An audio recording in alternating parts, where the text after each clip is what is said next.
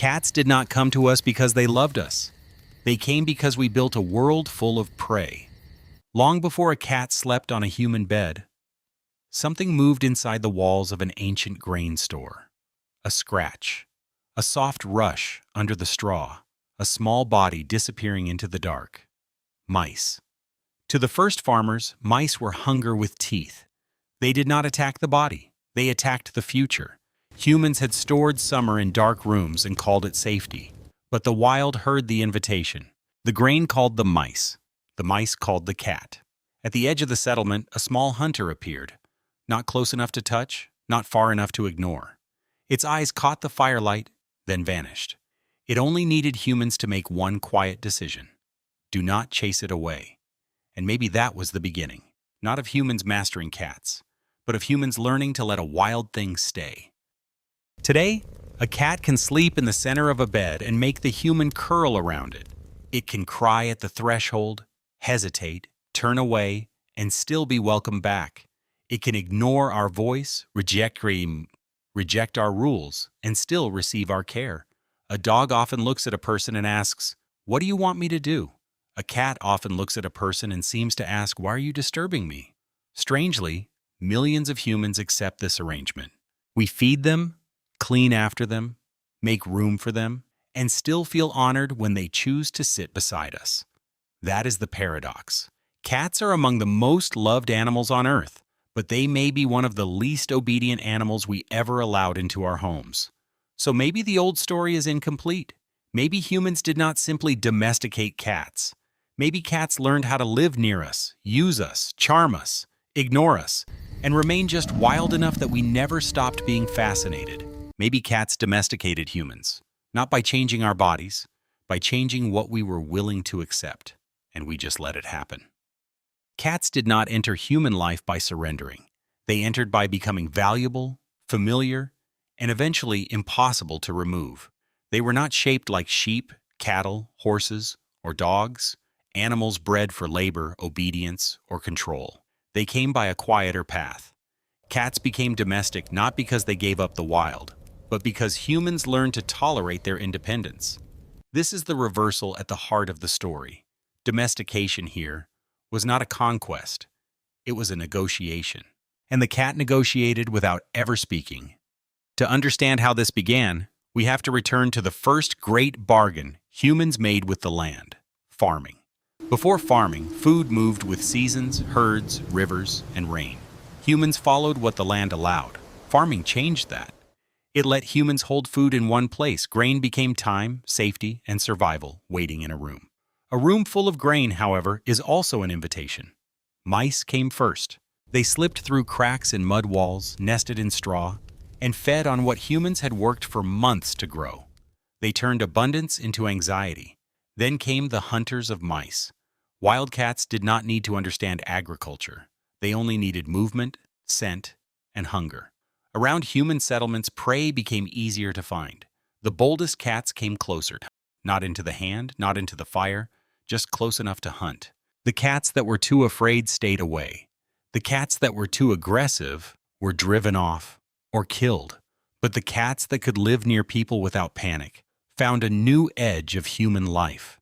Humans noticed. A cat near the grain store meant fewer mice. Fewer mice meant more grain. More grain meant a better chance of surviving the hungry months. So humans made a simple choice. They did not have to love the cat. They only had to leave it alone. That may have been the first opening. Not affection, tolerance. A cat appeared at the edge of the village. It hunted. It survived. The humans watched. Instead of throwing stones, they allowed it to remain. From that quiet tolerance, the relationship began to change. Over generations, the distance shrank. The cat came closer to the storehouse, then the courtyard, then the threshold, then the home. Not because humans dragged it there, because the human world had become worth approaching. Slowly, humans changed too. They learned that not every valuable animal had to obey.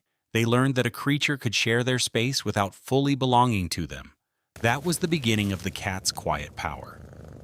Cats hide their history well. In the ground, a wild cat and a domestic cat can look almost the same. Their bones do not always reveal the difference, Behavior changed before the skeleton did. Ancient DNA has helped open the story. It links domestic cats to the African wildcat, a small, striped hunter from North Africa and the Near East. This ancestor was not helpless. It was already a skilled survivor. It could hunt, hide, and live without us. Here is where the cat becomes different. Humans did not take a weak animal and make it strong. They allowed a strong little hunter to live beside them. In early farming settlements, the relationship made sense. The cat received prey. The human received protection for stored food. Neither side needed to understand the future.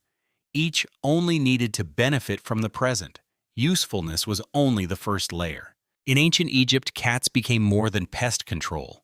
They entered homes, tombs, art, ritual, and divine forms. The cat became linked with protection, mystery, fertility, and sacred power. A practical animal can live in a barn, but a symbolic animal enters the mind. In temple smoke and painted walls, the cat became more than a hunter. It became a sign, a guardian, a small shadow with sacred meaning. The exact path of cat domestication is still debated. Some evidence points toward early farming villages.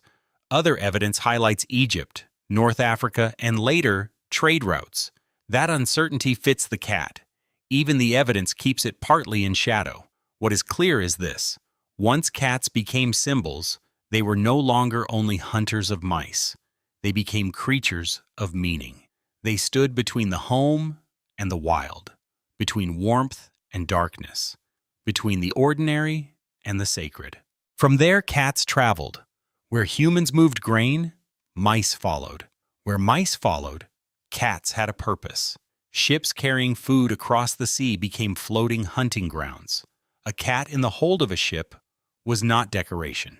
It was protection against small teeth in the dark. So the cat moved with trade, sailors, soldiers, households, and empire. Not loudly, not like an animal demanding a place. Quietly, as cats do, from grain stores to ships, from ships to cities, from cities to homes. The cat spread by making itself necessary, then unforgettable. Over deep time, cats changed, but maybe not as much as we expected. They became more tolerant of people. Their fear softened.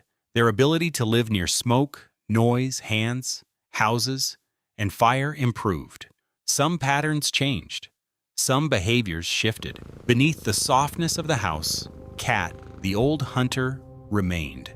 A cat may sleep on a blanket, but it is built like a question from the wild. Its eyes still widen in low light. Its body still goes silent before it strikes. Its paws still touch the floor like silence. This is why cats feel different from many domestic animals. A sheep looks domesticated. A cow looks domesticated. Many dogs carry human choices in the shape of their bodies and minds. But a cat on a windowsill can still look like it might leave forever. That is part of its power. Humans changed too. We made space for an animal that did not fully submit. We fed it, but could not always command it. We named it, but could not fully own its attention. We invited it inside, but it kept the posture of something that might vanish at dawn. Instead of rejecting this, humans became attached to it. We learned to read small signs: a raised tail, a slow blink, a body briefly pressed against a leg, a purr in the dark. Cats trained humans to value subtle affection. Not the open loyalty of a dog, not the clear service of livestock, something quieter, something less certain. A cat's affection feels powerful because it does not feel guaranteed. The less completely the cat belonged to us, the more meaningful its closeness became. This story has a shadow. The animal we welcomed into our homes never stopped being a predator. Cats are beautiful but not harmless. They are soft, armed, and still shaped by the hunt. When a cat plays with a toy, it is rehearsing a kill. When it watches a moving shadow, ancient attention wakes inside it. When it crouches low, tail flicking, eyes fixed, the living room disappears. For a moment, it is back at the edge of the grain store. Domestication did not erase the wildcat.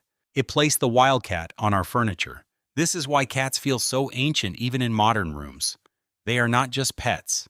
They are reminders that the wild does not always arrive as a monster. Sometimes it arrives small enough to hold, Sometimes the old predator purrs, and we forgive it. Then comes the detail that changes everything. On the island of Cyprus, archaeologists found an ancient burial. A human and a cat had been placed near each other in the earth. The cat was not native to that island. That means humans had brought cats across the water. Before modern cities, warm apartments, or porcelain bowls, someone carried a cat over the sea, not just across a field, not just into a hut, across water. When death came, the cat was not thrown away like a tool that had finished its purpose. It was buried near a human being. That detail shows the relationship had already moved beyond simple pest control. A creature that may have first come to human settlements because of mice had entered something deeper: care, ritual, memory. We do not know whether that cat was a hunter, a companion, a symbol, or all of these things at once. But the burial tells us something important. At some point, humans stopped seeing cats as only practical. They began to see them as present, and presence is where affection begins. A tool can be replaced. A presence is remembered. Return now to the grain store. The night is dark again. The village is quiet. Somewhere inside the walls, mice move through the straw. A human hears them and turns toward the sound, afraid not of teeth, but of hunger. Then another sound comes, softer, a cat slipping through the dark. It does not ask permission. It does not promise loyalty. It does not explain why it has come. It simply enters, and humans let it. That may be the oldest agreement between us. Not ownership, not obedience. A shared edge. The cat hunted what threatened our stored future. We tolerated it, fed it, named it, buried it, carried it across seas, raised it into myth, and finally let it sleep in the warmest place in the house. Tonight, somewhere in the modern world, a cat will step onto a bed. It will turn once, maybe twice, and settle against a human body. The person may shift to make room without thinking.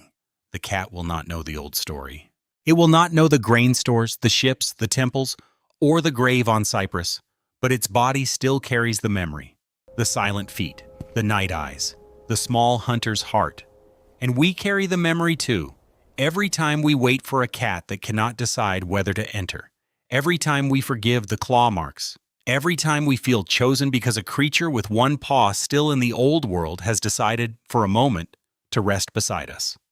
We think we tamed the cat, but maybe the truth is stranger. Maybe cats found the opening in us, our grain, our warmth, our fear of loss, and our need to be chosen by something we cannot fully control. Once they found that opening, they never really left. We made a place beside the fire, and the cat, being a cat, decided it would sit there. It stayed for the oldest reason a cat has ever stayed, because it wanted to. And somehow, that was enough. We think we gave cats a home, but perhaps cats taught humans how to open the door.